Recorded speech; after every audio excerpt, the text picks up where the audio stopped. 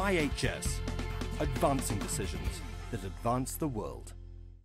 Mike, thanks for coming in to talk to us today. We're seeing an increasing trade in wood pellets to fire coal-fired power generation.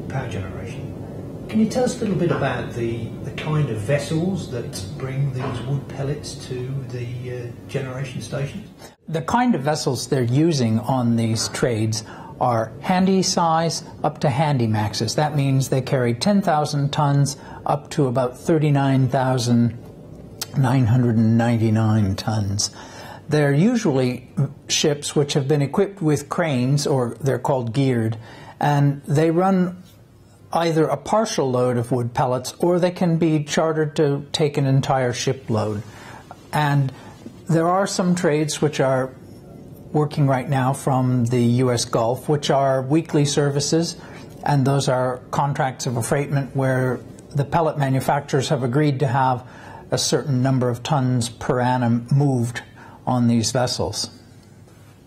Are there larger ships that are specifically designed for this trade?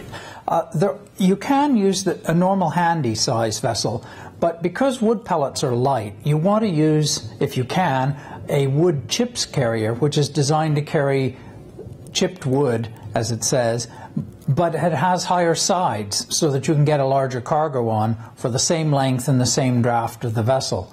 And these are preferable if you can fill them all up. How about containerization? Is that something that happens with this kind of cargo? There are some markets which can use containerization. You simply tip the container up a little bit, fill it up, close the doors, and then send it off to the ship. And at the other end, you open the doors, tip it, and do the same thing in reverse. So containerization works, but it is more expensive by a considerable margin than if you can pack the pellets into a bulk ship. I guess an element of containerization is that a container ship carries many sorts of cargo. Do you see part cargo being carried in terms of wood pellets on a more open vessel?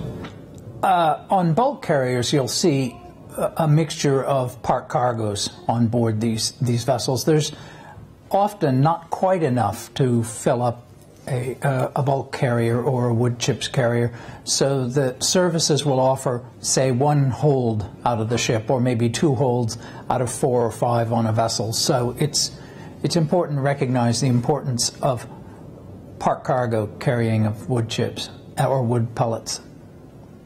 Is there any are there any particular techniques or skills required in transporting wood pellets? For instance, does the cargo shift, or are there any other kind of features of this carriage that people might not be aware of? The cargo is not particularly difficult to carry because it bulks out. It tends to be and is trimmed off to the top of the cargo holds. Then there isn't really an issue of the shifting of the cargo. There would be, say, in mineral trades, but not in the wood pellets trade. IHS, advancing decisions that advance the world.